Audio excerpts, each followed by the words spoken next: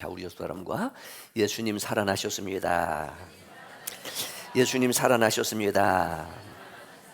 여러분, 예수 믿는 가장 큰 이유가 바로 이것 때문입니다. 다른 종교에 비교하여 탁월한 이유가 바로 이러한 때문입니다. 결국 인간의 가장 큰 숙제, 문제는 죽음입니다. 성경적 진단은 죄의 싹은 사망이라. 문제는 죽음으로의 끝이 아니라 죽고 난 이후의 삶이 있다는 거지요. 성경에서는 그것을 천국이라 혹은 지옥이라. 기독교가 복음이 되어지는 이유는 이 죄 문제를 해결할 수 있기 때문입니다. 죽음에서 다시 살아나신 예수를 믿으면 죄 용서, 이 세상에서는 죄 용서받은 그 이상의 저 세상에서는 영광스러운 하나님의 나라가 있다. 천국이 있다. 그러니까 이 세상에서 물론 예수 믿는 우리가 정직하고 부지런하고 성실하고 깨끗하고 진실하게 살아야 되지만 혹 항상 그렇지는 못해도 그럼에도 불구하고 예수 믿어야 하는 이유는 예수만 믿으면 천국이 우리에게 보장되기 때문입니다. 천국에서만 영원히 사는 것이 아니라 성경에 보면 지옥에서도 고통스럽게 영원히 산다고 하는 거예요. 그러니까 이 생로병사라고 하는 인간의 모든 문제는 철학적으로 의학적으로 많은 사람들이 노력을 했지만 결국 인생의 문제는 신학적 문제입니다. 태어나는 것, 죽는 이 문제를 무엇으로 이해하고 해석할 수 있겠느냐 하는 거예요. 특별히 인생의 마지막을 죽음이라 하게 되실 때에 믿음으로만 해석할 수 있고 믿음으로만 해결할 수 있는 신학적 문제이다. 예수님이 구주가 되시는 이유는 그분이 하셨던 정말로 황금률과 같은 산상보온과 같은 말씀들, 제자들을 가르치시고 병든 자들을 치료하시고 겟세마네 동산에서 물론 기도하시고 여러 가지의 탁월한 가르침도 있고 능력도 있고 치유의 은혜도 있지만 그 이상 십자가에서 죽으시고 다시 살아나셨기 때문에 그분이 우리의 구주가 되시는 겁니다. 우리의 메시아가 되시는 겁니다. 예수님께서 제자들에게 이것이 기독교라 하면서 무리를 걸어가는 거야, 손을 대고 기도하면 병을 고치는 거야 라는 정도의 차원이 아니라 뭐예요? 하나님의 나라를. 그래서 초대교회 당시에도 물론 예수님이 하나님의 아들이신가, 신학적 용어로는 이성 일인격에 대하여 그분이 과연 메시아가 되실 수 있겠는가, 더 나아가서는 예수님이 십자가에 못 박혀 죽으셨다 다시 살아나셨는가에 대한 많은 혹 논쟁도 있었지만 교회들의 결정에 의해서 혹은 수많은 증거들에 의해서 예수님이 십자가에 못 박혀 죽으셨다가 다시 살아났다고 하는 것은 이건 역사적 사실이다. 그래서 그 날을 초대교회에 기념하여 안식 후 첫날 오늘 부활의 기념으로 주일을 지키게 되어지는 겁니다. 그래서 주일을 하게 되어지면 주님이 부활하신 날, 줄여서 주의 날, 주일 이렇게 하는 거예요. 그래도 이 부활의 신앙을 가지고 예수 믿고 하나님의 자녀로 크리스찬으로 이 세상을 살아가는 우리들에게는 이 용어 자체 하나가 고백적인 의미가 있기 때문에 일요일이라고 하는 것보다는 주일이라고 하는 것이 훨씬 더 좋습니다. 세상에 수많은 진리들이 변화되어져 갖고 있다 할지라도 변치 않냐는 진리는, 기독교의 진리는, 복음은 십자가예요. 십자가. 소위 복음의 핵심이라고 하는 모든 것들의 총 결론이 십자가이고요. 아니, 십자가면 됩니다. 십자가가 우리의 모든 것에 해답이 될 수 있는 거예요. 다시 말하면 세상에 흉내낼 수 있는 기독교적인 요소들도 많이 있습니다. 그런데 절대로 흉내낼 수 없는 것은 죽어요. 죽는 것은 흉내낼 수 있어요. 근데 죽었다가 다시 살아나는 이 부활은 절대로 흉내낼 수가 없다. 오직 누구뿐이십니다. 예수님 뿐이시라. 그래서 기독교는 도덕적 종교가 아닙니다. 기독교는 철학이 아닙니다. 정직하고 깨끗하게 살기 위해서 예수 믿는 게 아닙니다. 무엇 때문에 예수 믿는 거예요? 생명이 있기 때문에 예수 믿는 거예요. 죽어도 다시 산다고 하는 건 어떻게 보면 이성적으로 이해될 수 없기 때문에 초이성적이어야 하고 계시받아야 하고 성령으로 거듭나야만 믿어지는 죽어도 다시 사는 진리, 이게 기독교의 진리예요. 우리가 그런 사람입니다.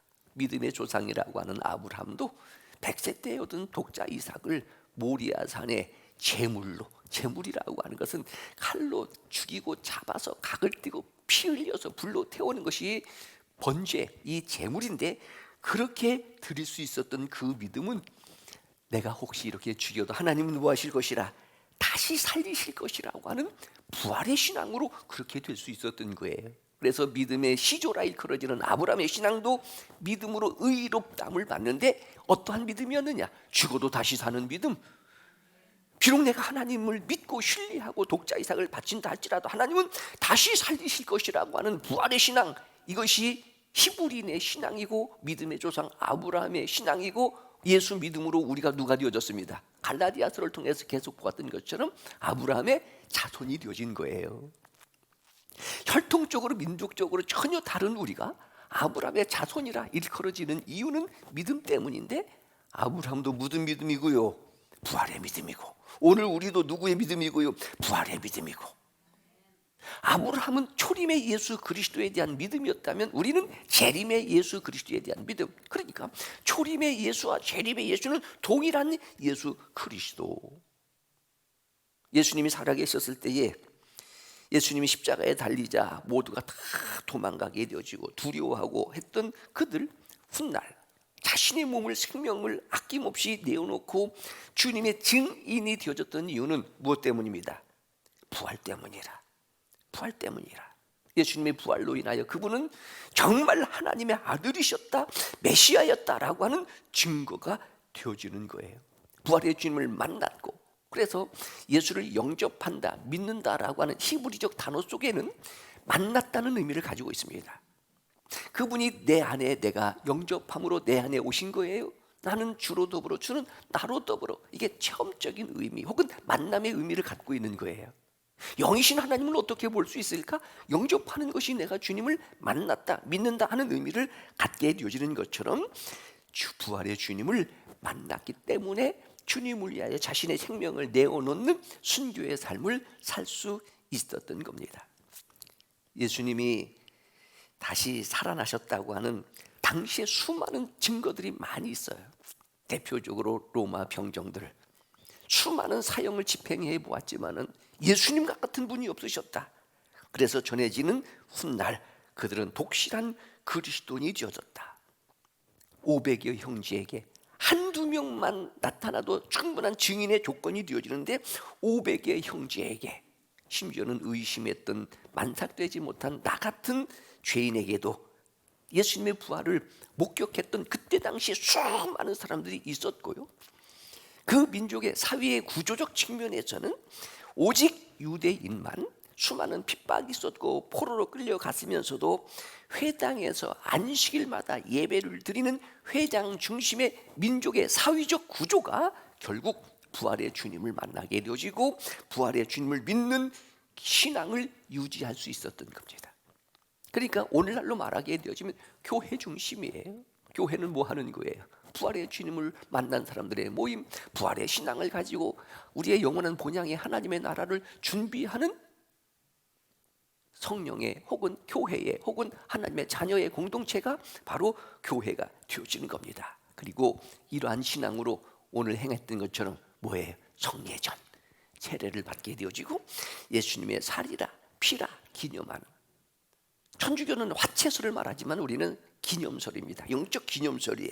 기념하게 되어진, 만약에 예수님이 십자가에서 죽으시고 인생 실패로 끝났다는 굴욕적 사건이라면, 이 십자가가 만약에 그런 사건이라면 이렇게 지금까지 2000여 년의 역사 속에 이 성례전을 통해서 그 십자가의 사건을 기념하겠느냐 하는 거예요. 정치적 측면에서 그들에게는 예수님의 십자가의 주죽음이 참남죄라 일컬어지는 저주와 심판과 형벌이지만, 역설적 복음, 그분 다시 살아나심으로 영광스러운 죽음, 그분을 믿음으로 우리가 하나님의 자녀가 되어지고 우리도 다시 산다고 하는 이 영광스러움을 가지고 우리가 지금 성만찬을 행하게 되어지고 세례도 받게 되어지는 겁니다. 초대교회 때에 교회가 탄생되어졌어요. 구약시대의 성막이라 일컬어졌다면 이제는 예루살렘의 최초의 신약교회가 탄생되어지는 것도 결국은 뭐예요? 예수님의 부활로 초대교회가 타동되어지고 부활 승천하신 그 이후 오순절 성령의 강림으로 우리 영광교회와 같은 이 시대의 신약교회가 탄생되어져서 전 세계적으로 100만 교회 이상이 되어지고 우리 한국교회만 해도 5만여 교회가 있다. 이게 뭐예요? 부활의 증거라. 그래서 부활의 기쁜 소식이 전해지는 곳곳마다 뭐가 세워지는 거예요? 교회가 세워지는 거예요. 세상 가르침에 의해서보다도 이 복음에 의해서 변화되어지고 새로워지고 예수를 영접하고 거듭나게 되어지고 이게 부활의 능력이다. 이게 부활의 증거가 되어지는 거예요. 확실한 증거는 성경이라. 성령의 감동으로 기록되어진 성경이라. 오늘 봉독한 고린도전서 15장을 가리켜 부활장이라 일컬어집니다. 대표적으로 고린도 교회 성도들이 주님이 어떻게 부활하셨어? 사람이 죽었는데 어떻게 부활할 수 있어? 라고 하는 많은 의심도 있었고 이로 인한 변론도 있었던 그때의 바울이 예수 그리스도의 부활에 대한 논리적으로 역사적으로 기록되어져 있는 고린도전서 15장. 그러니까 어떻게 보면 이 고린도 교회 성도들이 고마운 거예요. 우리가 의심하고 우리가 변론하고 논쟁할 수 있었던 이 부활에 대한 사건을 고린도 교회 성도들도 역시 이 부분에 대해서 바울이 자세하게 성령의 감동으로 기록되어진 이 역사들을 통해서 예수님의 부활에 대한 역사성, 복음이라고 하는 본질에 대한 문제를 정확하게 기록하고 있는 이 고린도전서가 우리에게는 고마운 것이 되어지는 거예요. 그 이후에 예수님에 대한 이 부활의 증거들은 너무너무 많습니다. 그러나 아무리 많은 예수님의 부활의 증거를 낸다 할지라도 믿지 않게 되어지는 자는 믿지 못하는 거예요. 성경의 비유로 예수님 말씀하셨던 것처럼 부자와 거지 나사로. 부자도 죽어요. 거지도 죽어요. 저는 이 죽음에 대한 나름대로의 의미는 정말로 공평하다. 하나님은 정말로 공평하시다. 그런데 부자는 이름이 없어요. 나사로라고 하는 세상에서 부자의 상에서 겨우 의식주 문제를 해결하는 그 거지는 인생의 실패자인 것처럼 보이지만 질병이 있어서 개들이 와서 헐는 이런 삶을 살았던 이 거지는 이름이 있어요. 뭐라고요? 나사로라. 적은 부분인 것 같지만 성령의 감동으로 기록되어진 이 말씀이라는 깊은 의미가 있다. 하나님의 의도가 있다. 그래서 교회의 이름이 있고 교회에서 불려지는 이름들을 그렇게 생각하게 되어지는 거예요. 부자가 죽어보니까 정말로 지옥이 있을까 했는데 지옥이 있는 거예요. 얼마만큼 고통스러운 한 표현을 기억했는지 물 한 방울. 너무너무 고통스러워서 물 한 방울. 아버지 아브라함이요. 저 세상에는 아직 죽지 않은 내 형제 5명이 있는데 천국과 지옥이 있으니 예수 믿으라고 이 나사로를 좀 보내서 얘기해 주세요. 그곳에는 이미 선지자들이 있다. 전도자들이 있다. 성경이 있다. 믿지 않을 자들은 죽은 자가 살아난들 가서 천국과 지옥이 있다고 해도 믿지 않을 사람은 믿지 않는 것이라. 근데 놀라운 것은 우리는 믿어지는 거예요. 이 믿어진다는 것이 하나님의 선택이고요, 하나님의 구원받을 백성들을 정하시는 예정이고요, 또 마음속에 전혀 예수님에 대한 거부 반응이 없고 이때에 따라서는 이해되지 않는 말씀이지만 그래도 들으면 아멘도 되어지고 교회에 오게 되어지면 그래도 마음도 평안하게 되어지고 그래도 아침에 일어나면 주일이면 아무 고민 없이 준비해서 교회에 오게 되어지는 자체가 이게 내가 구원받은 증거라. 그래서 복음 믿는 게 아니라 기적에 의해서 믿어지는 것이 아니라 죽은 자가 살아나면 오히려 놀라 기절할 뿐이지 그것 보고 믿는 것이 아니라. 그래서 주님 말씀하셨잖아요. 보지 않고 믿는 자가 더 복이 있도다. 그래서 히스토리라고 하는 역사의 AD, BC 나누어지는 Before Christ, 아노 도미니의 그 기준이 뭐가 되어지는 거예요? 예수 그리스도. 예수 그리스도. 그래서 예수님의 부활은 역사적인 사건이며 동시에 이게 고린도전서 15장에 나와 있는 말씀이에요. 이게 복음의 본질이다. 복음의 본질. 복음의 본질이 뭐예요? 영생이라고 하는 겁니다. 영생.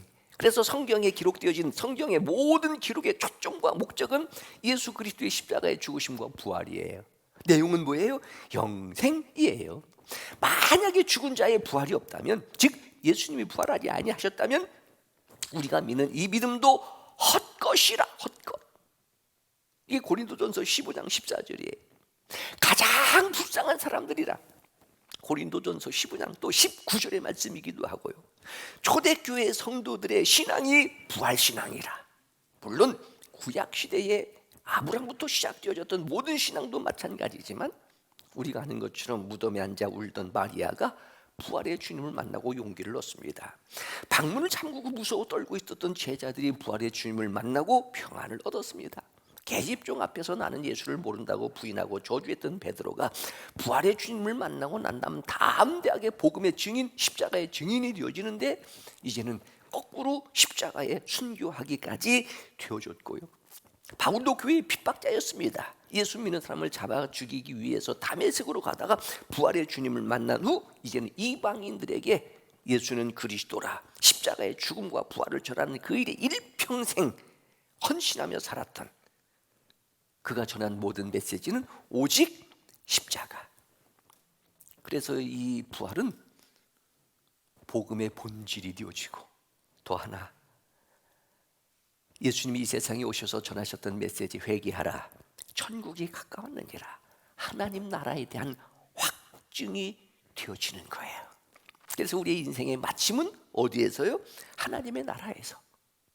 그래서 예수님께서 말씀하셨던 모든 비유, 세상의 지식으로 말하면 형이상학적인 그런 부분들을 형이 하학적인 우리들이 이해할 수 없으니까, 천상세계의 신비한 비밀들을 우리가 이해할 수 없으니까 이 땅에 살고 있는 우리가 이해할 수 있는 비유로 말씀하시는 것, 어부들에게는 고기 잡으로, 농부들에게는 농사 짓는 방법으로, 군인들에게는 전쟁하는 것으로, 전투하는 것으로, 운동선수들에게는 달리기 하는 것으로, 씨 뿌리는 비유라든지 모든 비유들의 한 가지의 주제예요. 상황은 다르지만 한 가지의 주제인데 이 주제가 뭐라? 천국은 마치 이와 같으니 하나님의 나라. 예수님 십자가에 못 박혀 죽으셨습니다. 내 영혼을 아버지 손에 부탁합니다라고 운명하신 예수님 3일 만에 다시 살아나셔서 어디로요?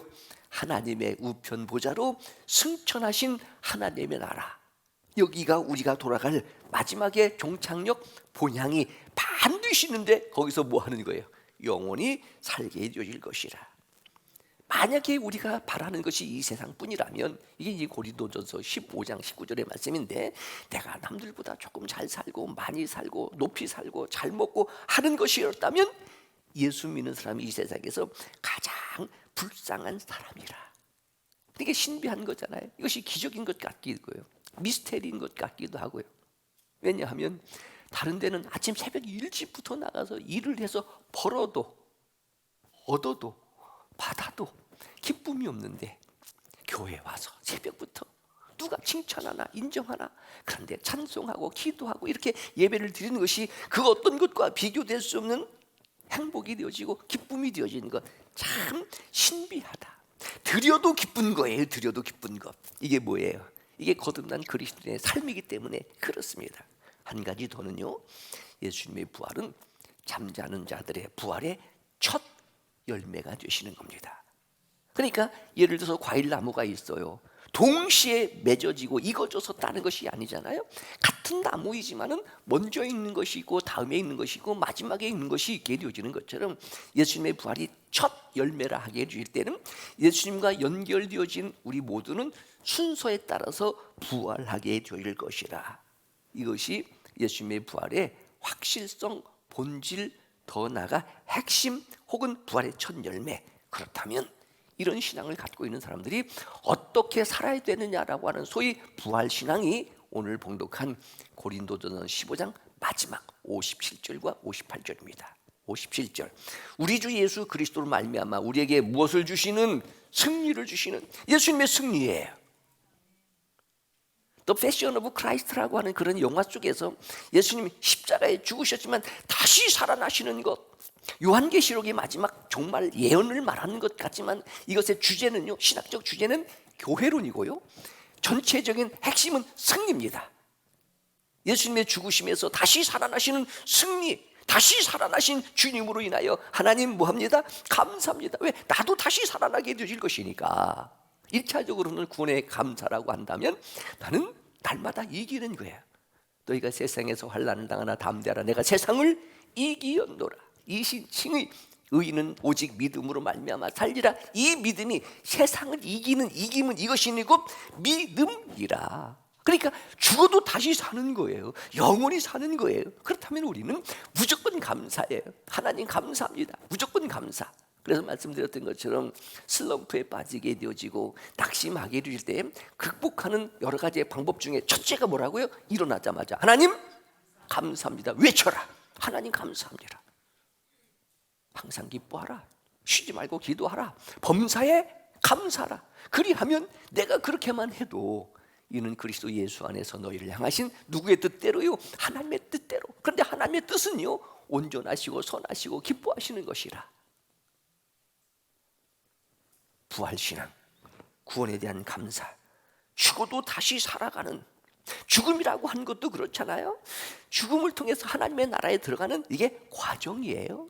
졸업을 한다고 해서 끝이 아니잖아요. 졸업 이후는 새로운 삶의 시작이 되어지듯이 우리에게는 보장되어진 하나님의 나라가 있는데 돌아갈 우리의 본향인데, 그렇다면 무조건 감사.